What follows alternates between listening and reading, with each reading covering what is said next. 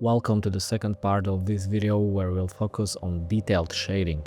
Today I'll show you how to build up shading step by step, and I'll also share some practical tips to help you avoid some common shading mistakes.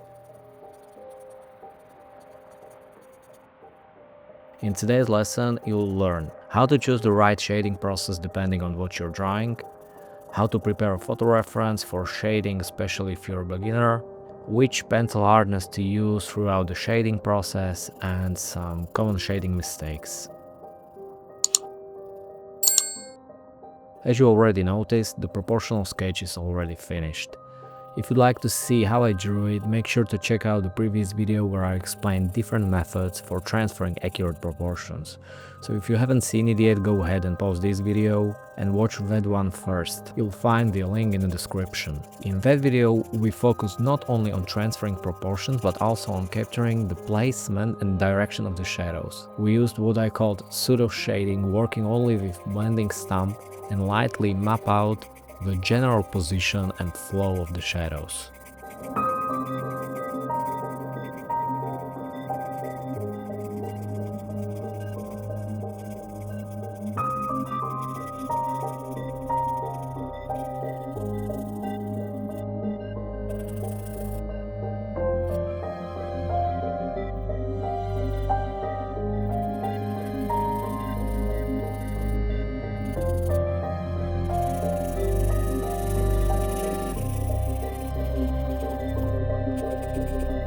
In today's lesson, we'll focus on how to start shading properly.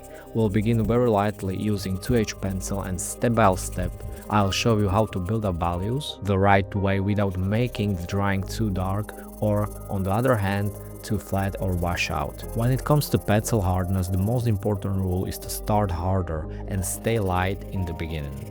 I usually begin shading with 2H pencil because starting with very soft pencils too early can easily make the drawings too dark, and once that happens, it's difficult to recover. At this stage, the goal isn't contrast, the goal is control.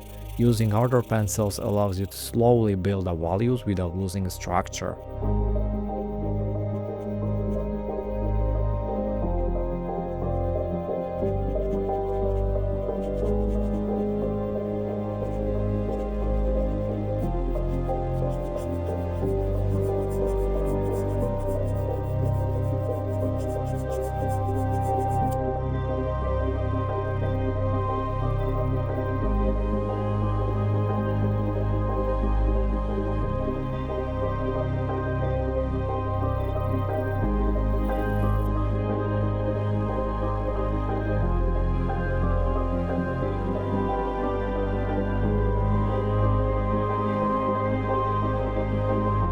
In the early phase, I also rely heavily on the blending stump to unify the graphite and create smooth, controlled transitions.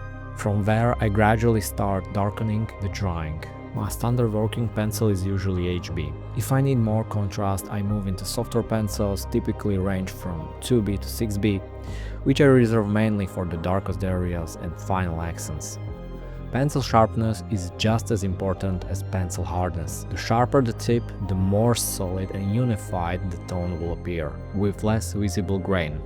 Dull pencil tips, on the other hand, are better suited for early sketching, where there's more room for correction and adjustment.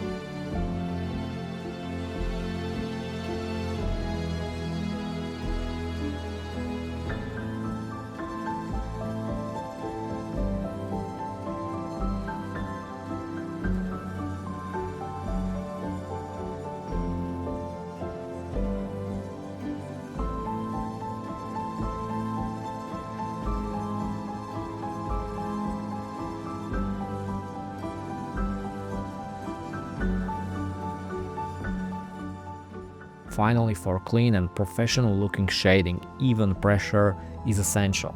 Consistent pressure creates a consistent value, while uneven pressure results in patchy, distracting tones. There are several different approaches to shading.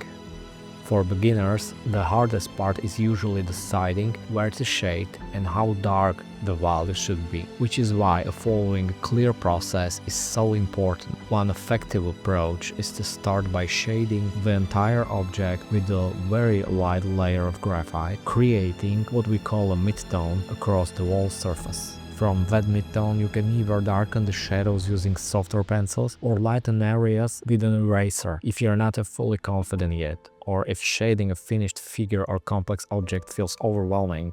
I strongly recommend starting with the basic 3D primitive forms like a cube, sphere or cylinder. In the video you see on the screen, you can watch the basic method for shading a sphere. This exercise gives you fundamental knowledge about how light behaves and how shade forms correctly.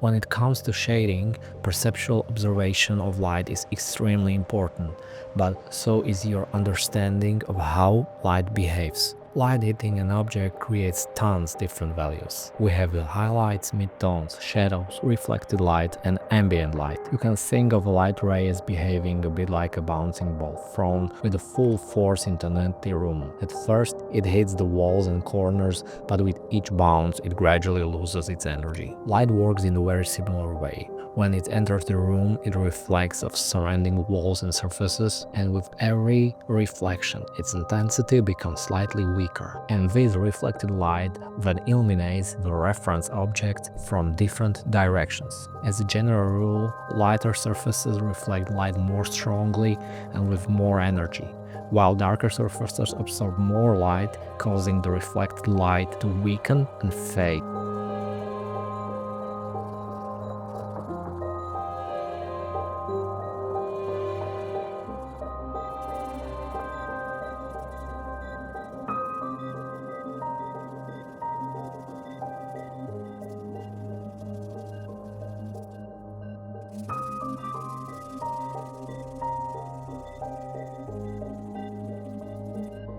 When I need to separate values on a reference, I slightly squint my eyes. The object appears more blurred and less saturated, which makes the value structure easier to read. Many beginners struggle with this, especially if they have never drawn seriously before. That's why we can also help ourselves with a few simple adjustments in Photoshop. First, I import the image, and the very first thing I do to better understand the light values is to saturate the image. This immediately makes the values cleaner because there are no distraction colors competing for your attention. Sometimes, though, that still isn't enough. The image can be full on small details and subtle light variations. To simplify all of that and make the light and shadow easier to read, I go to Filter, Noise, Median. Using the radius value, I control the strength of the blur.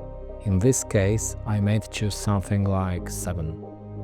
You don't want to overdo it because important details can start to disappear. This filter works much better than regular blur because it simplifies the image while keeping the edges relatively sharp, instead of blurring everything evenly.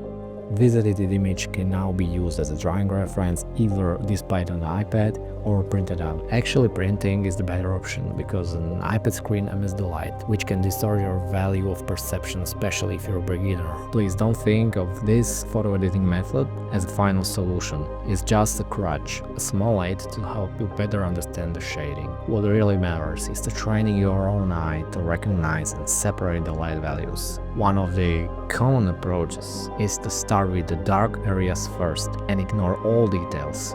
I know this is especially challenging for beginners, but following this step is crucial for clean, controlled shading.